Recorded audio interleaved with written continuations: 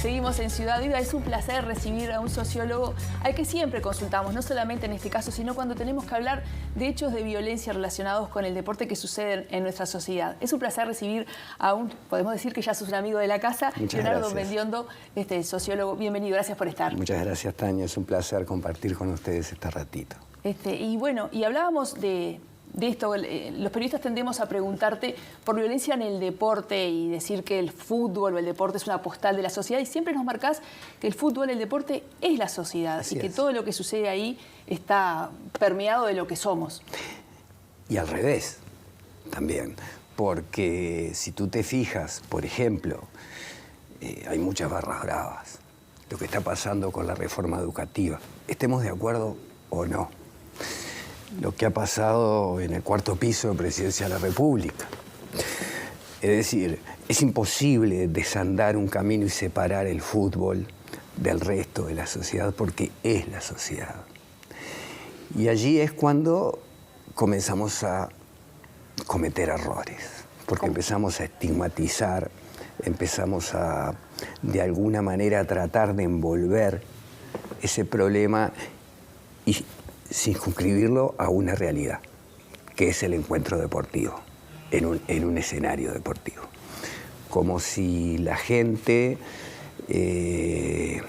¿cómo te podría decir?, que comete delitos, que vive de estrategias de supervivencia por fuera de la ley, no saliera nunca de la casa. Pero no es así. Van a muchos lados como vamos todos. Y uno de ellos es el deporte. Y uno de ellos es el fútbol y el básquet en menor medida, porque debe ser uno de los espacios sociales más democráticos que hay en el país. El otro día entrevistaba por un libro, Deporte y Sociedad, a su escritor, Juan Carlos González, y él hablaba de esa mutación del ser humano con respecto a la práctica del deporte, que primero para supervivir hacías actividades deportivas, caza, pesca, y luego eso se fue transformando a través de los años en ser espectadoras. Y vos en tus trabajos has hecho otra parte de ese proceso, de ser practicantes a espectadores, luego aficionados, más allá hinchas y luego barras. Y ese camino genera otras formas distintas de medir la lealtad y la adhesión, que son dos conceptos que vos manejás en tus trabajos. Exacto.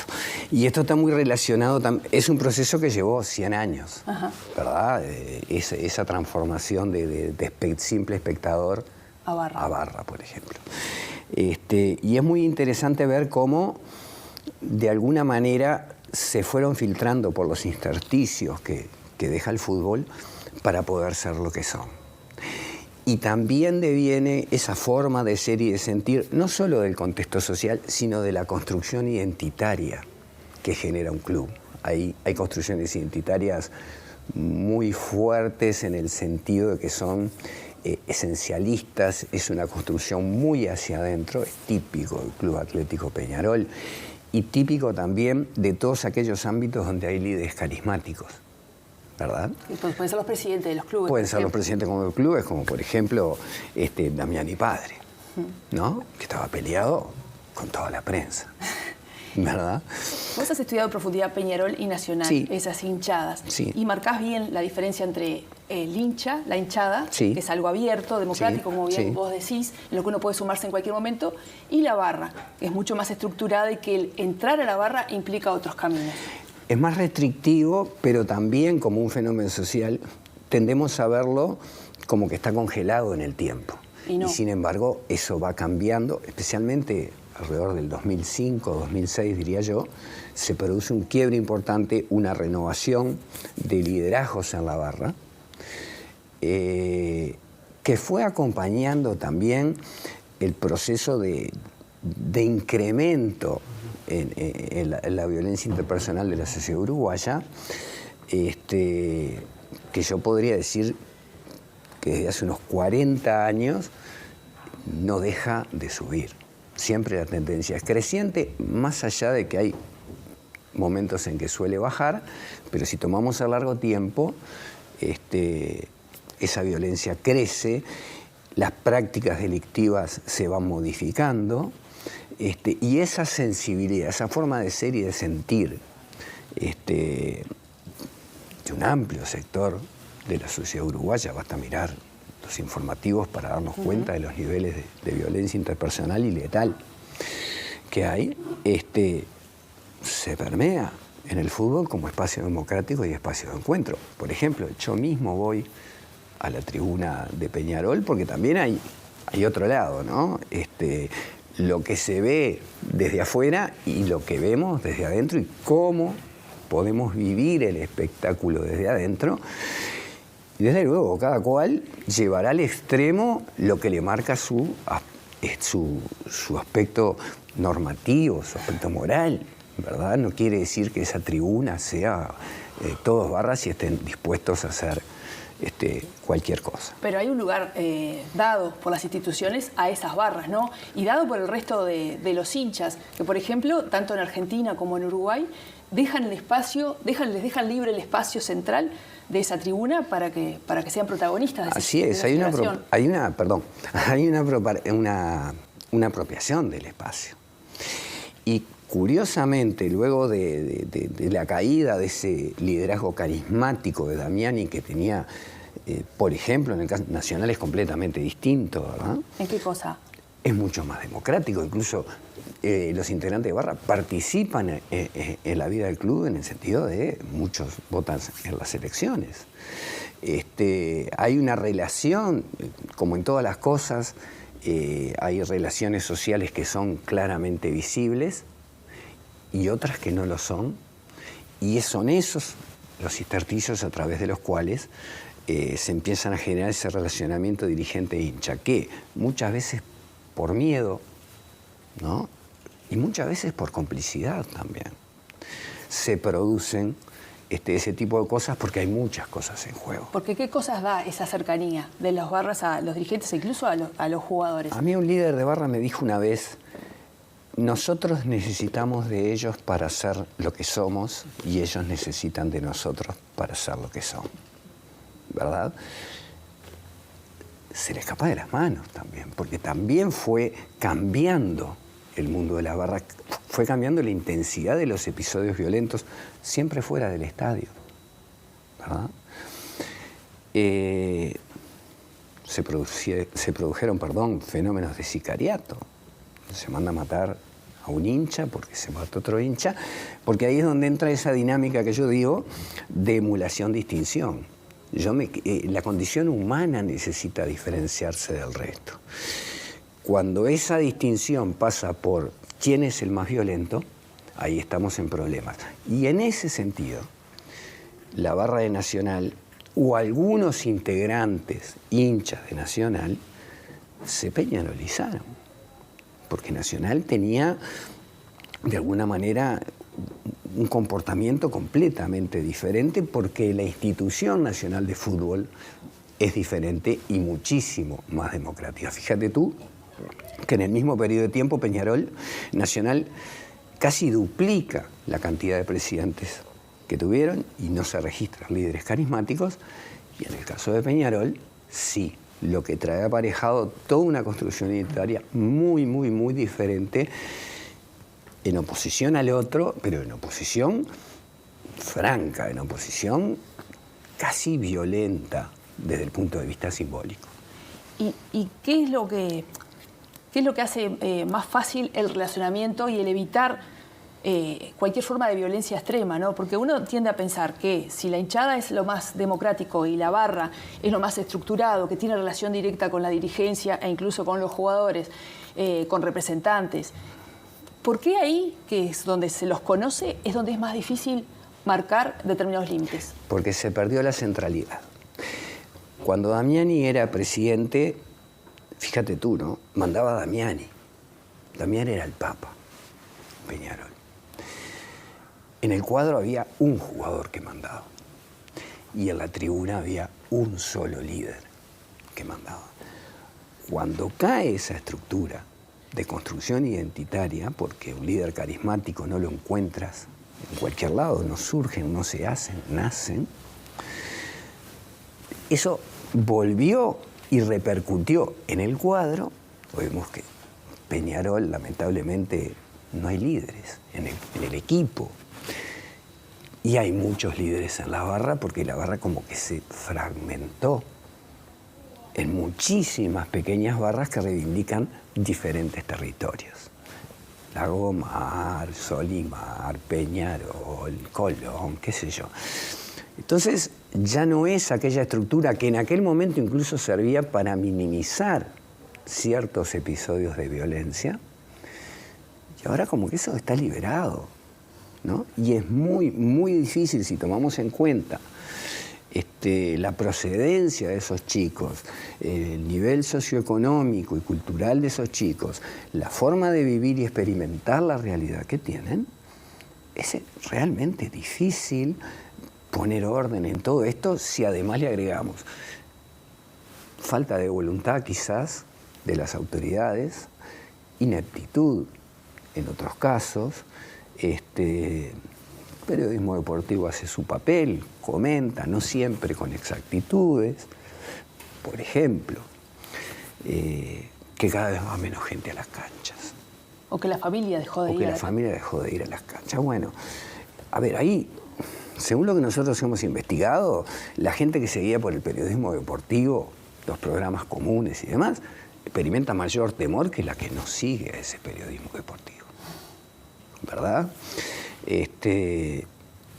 Las autoridades, el sistema político y el periodismo deportivo tienen un mismo discurso. Bueno, yo ahí digo, si todos tienen el mismo discurso y ese discurso es igual al vecino que en la esquina arregla el mundo con otros vecinos o vecinas, digo, acá tenemos un problema. ¿Qué decís vos? ¿Que falta conocimiento de cuál es la realidad? Sin duda que falta conocimiento y falta blanquear muchos aspectos. ¿Cuáles, por ejemplo? El otro día apareció una bandera que tildaban de traidor al presidente Peñarol. ¿Por qué?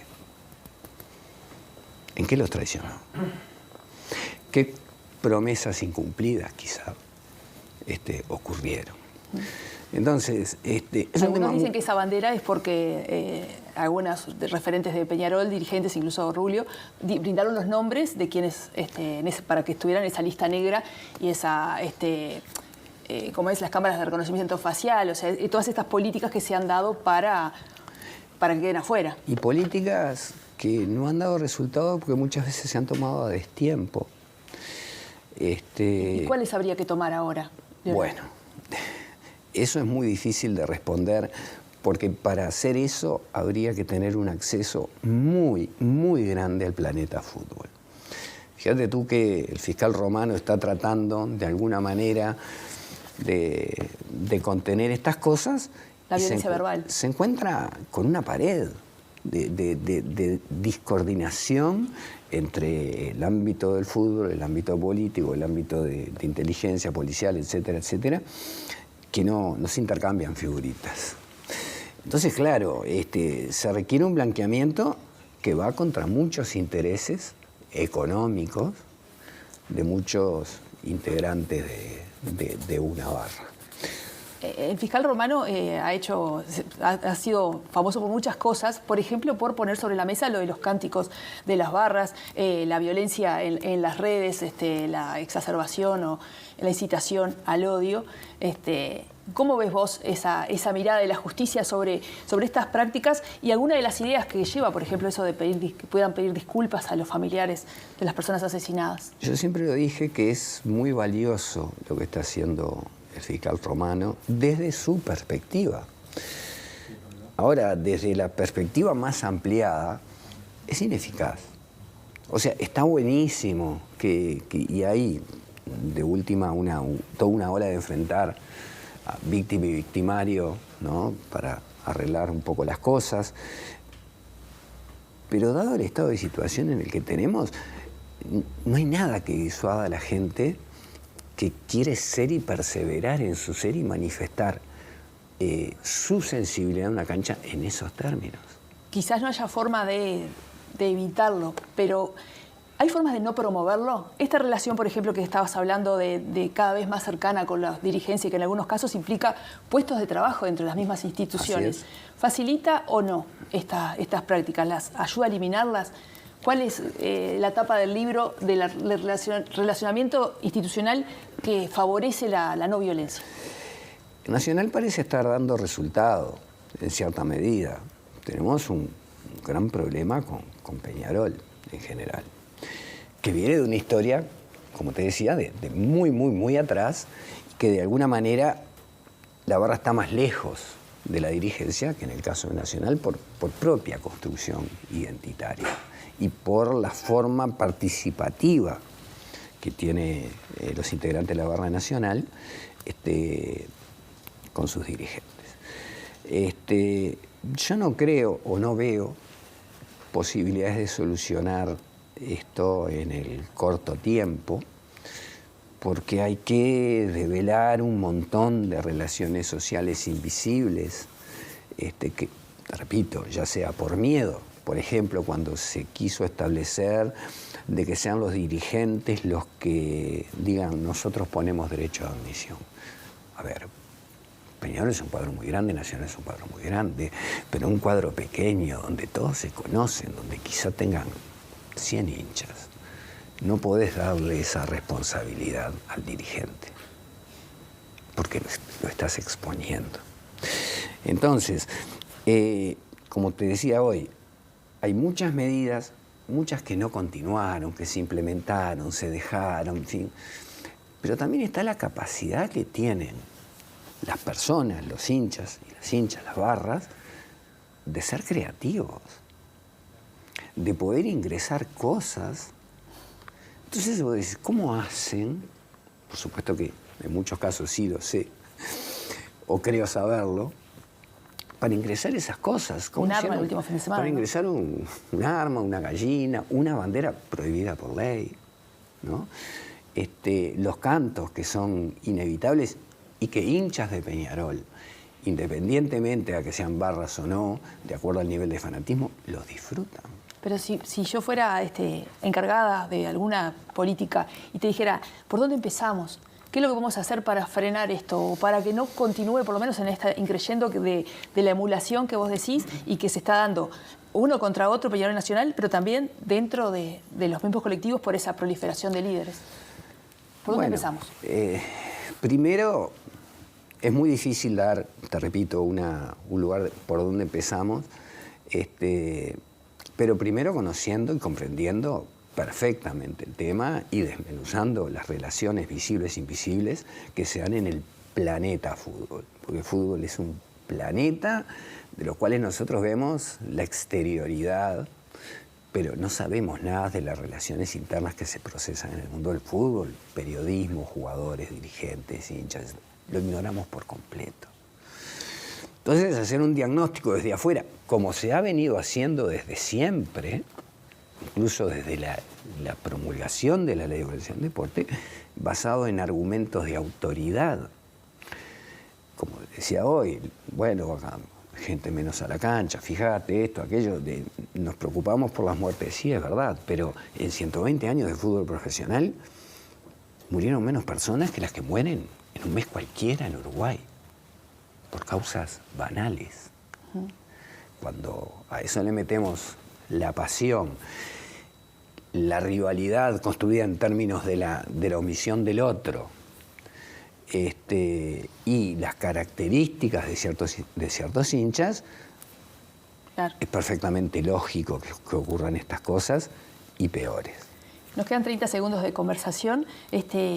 Entonces, el primer paso es conocer a la interna y trabajar sobre cada una de ellas, pero cerca o lejos. ¿Qué es lo que da más garantías? ¿El estar relacionado, el conocerlos o el mantener distancias? Digo como política, de gente de fuera del fútbol. Primero tiene que ser un análisis de gente de fuera del fútbol, sin duda. Descontaminado. Descontaminado por completo.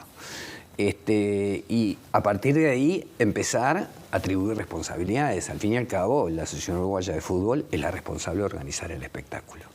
Es la responsable de dar seguridad. Y después, bueno, a partir de ahí empezar a ver. Pero repito, siempre aparecerán personas que desentonen con lo que nosotros creemos ese paradigma ilusorio de